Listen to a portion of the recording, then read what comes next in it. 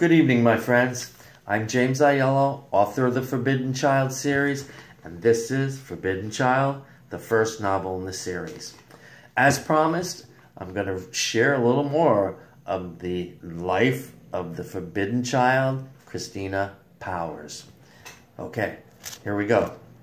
It was 5 p.m. when the limo pulled up to the main door of the 33-story building, which was the headquarters to Frank's empire.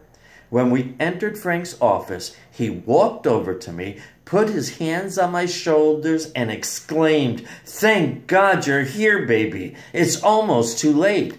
Turning to Johnny, "Hello, John. I'm sorry, but I'm going to have to ask you to wait in the outer office while I speak with Christy." Johnny looked at me. "Do you want me to stay with you?" "Yes, I do." I looked at Uncle Frank. "Johnny's my fiancé, and I don't want to keep anything from him."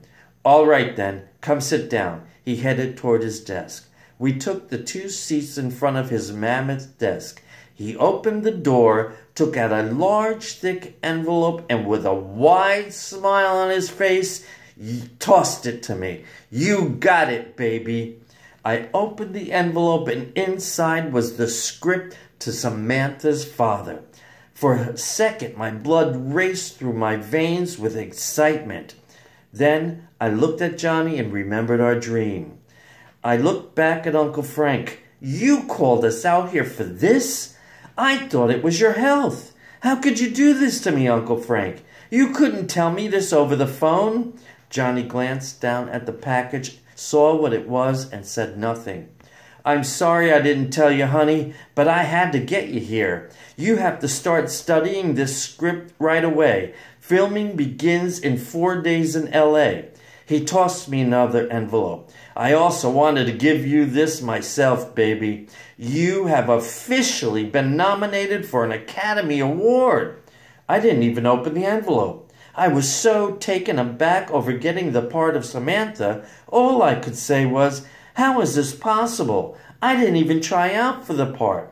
Frank looked straight into my eyes. "I did it, baby. I did it for you. I called in a lot of favors for this one, and we got it." I reached over, grabbed Johnny's hand for strength. "Uncle Frank, I don't want the part." Frank got up from his chair, walked over to the window, then turned back to face us again. "What do you mean you don't want the part? Do you know what this part will mean for your career? Do you know or even appreciate what I went through to get you this part?" "Yes, Uncle Frank, I do know what this part means. I also appreciate what you had to do to get me this part, and I love you for it. But after Johnny and I are married, I'm not going back to work. We are going to start our lives together, and that doesn't include performing." Frank walked up to where I was seated, slammed his fist on the desk right in my face. "That's what you think. You have 2 years left on your contract with me, young lady, and you're gonna take this part." Johnny stood up. "I've heard enough of this. If Christy says she's not taking the part, she's not." Taking my hand, "Let's get the hell out of here, Christy." Uncle Frank yelled, "Don't you dare walk out on me, Christy. You signed a contract, and I'm holding you to it." Johnny became visibly angered. "You can take your contract and shove it, Frank." And we walked out the door. And I'll stop there. You got to see what happens next.